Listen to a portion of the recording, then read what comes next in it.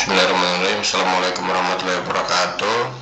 Kami dari kelompok 7 dari mata kuliah metode perbaikan tanah mempresentasikan hasil diskusi kami. Sebelumnya kami memperkenalkan anggota kelompok kami dulu. Ya, baik, ini ada anggota kelompok kami. Yang pertama ada Akuliara Simanjorang, yang kedua ada Emil dan Restoaji, yang ketiga ada Herunisa Amalia, yang keempat ada Niken Gita, kelima ada Pianti Putriana Panjaitan, dan terakhir ada saya Zulfikar Abdul Aziz. Berikutnya ada pun outline yang kami bawakan dalam presentasi ini. Yang pertama itu ada dasar teori, yang kedua ada data tanah, dan ketiga ada pengujian. Terus yang pertama itu jenis perbaikan tanah. Yang pertama menaburkan semen di tanah atau soil semen, yaitu mencampur tanah asli dengan semen kemudian memadatkannya. Yang kedua, pencampuran tanah dengan kapur atau soil lime, digunakan pada jenis tanah lunak dengan bercampur bubuk kapur untuk stabilitas tanah yang lebih baik. Yang ketiga, ada mencampur tanah dengan abu atau soil ash, menggunakan berbagai jenis abu seperti abu sekam, abu terbang, atau abu batu untuk perbaikan tanah. Yang keempat, pencampuran larutan kimia atau solvent stabilization, yaitu mencampurkan cairan kimia seperti soda kaustik atau asam sulfat untuk meningkatkan parameter tanah. Yang kelima, stabilitas tanah dengan pelapisan dan pemadatan, yaitu menggunakan material geosintetik atau geotekstil, geomembran untuk pemadatan tanah dasar dan tanah timbunan.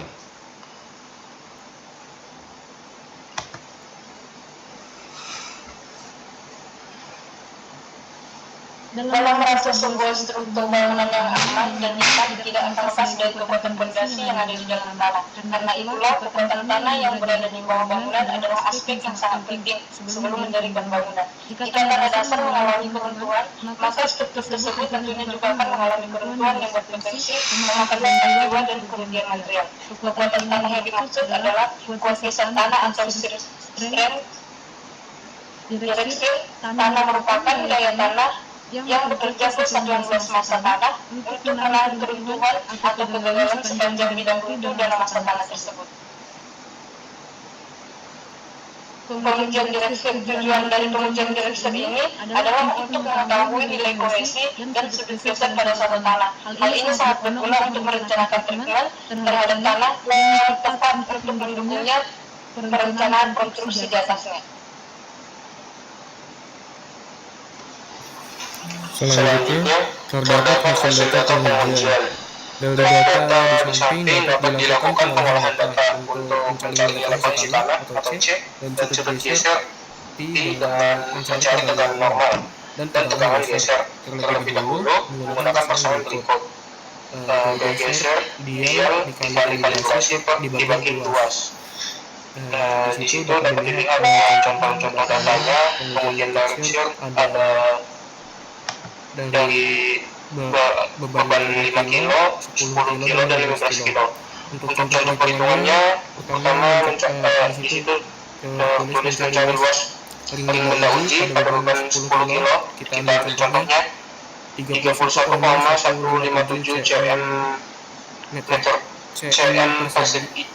persegi dan memiliki faktor kalibrasi sebesar 1,6 diperoleh dari dia geser 0,5.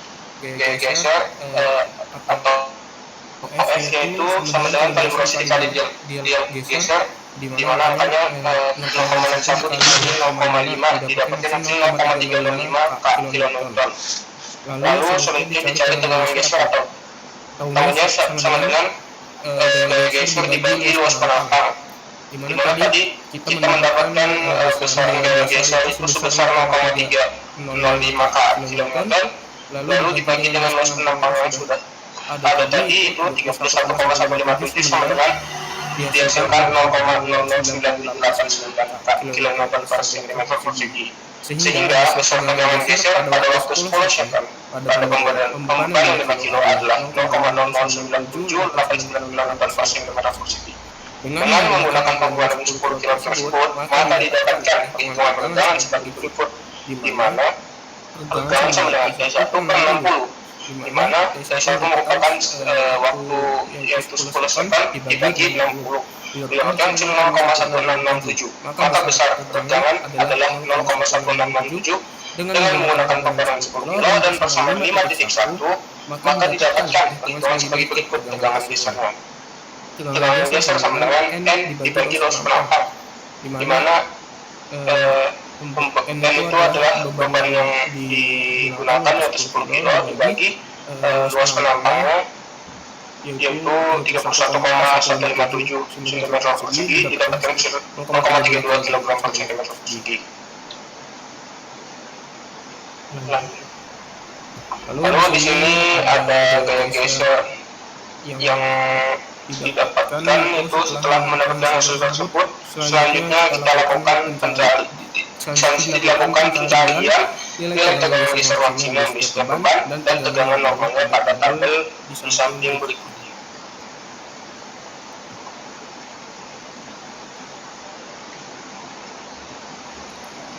Oke, selanjutnya dari ketiga beban yang didapatkan dari beban 5, 10 sampai 15 kilo itu kita rangkum jadi tegangan normal sama tegangan geser maksimum itu diambil yang paling maksimum di antara percobaan dari 3 percobaan tersebut, dan di mana luas permukaan sampelnya sama yaitu 31,157 cm persegi, dan yang kita dapatkan itu tegangan normal serta tegangan geser dari tegangan geser maksimum dari ketiga beban yang digunakan, dan dari hasil yang kita dapatkan dimasukkan ke dalam grafik hubungan tegangan geser dan tegangan.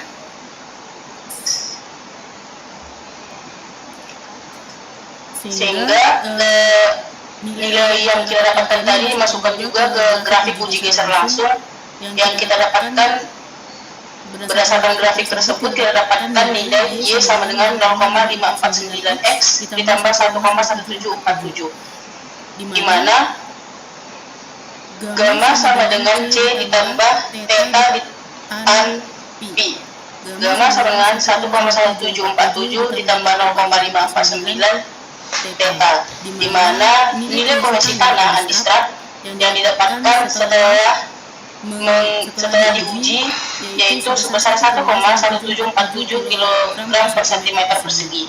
Nilai kohesi tanah Andistrat dapat dicari dengan persamaan yaitu Pi sama dengan tan dikurang 10,559, yang dimana Pi sama dengan 1,59857, sehingga nilai kuat geser tanah Andistrat yang didapatkan dalam pengujian Direxer adalah sebesar 1,59857.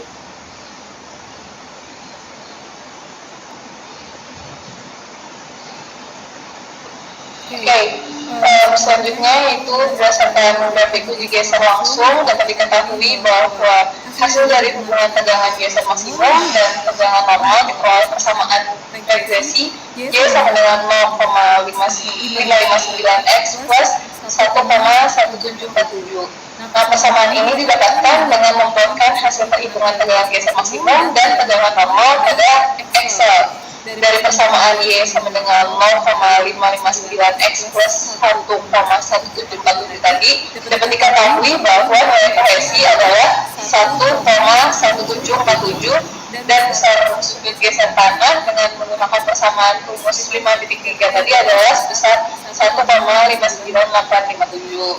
Nah, kesimpulan dari pengujian kuat geser langsung tanah didapatkan nilai kohesi tanah Andistrat sebesar 1,1747 kg per cm persegi dan besar sudut geser tanah Andistrat sebesar 1,59857. Dari pengujian kuat geser langsung atau direction dapat disimpulkan bahwa nilai kohesi dan sudut geser berbanding lurus dengan kuat geser tanah, di mana semakin besar nilai kohesi maupun nilai sudut geser maka akan semakin besar pula kuat geser tanah yang akan berpengaruh pada perencanaan konstruksi.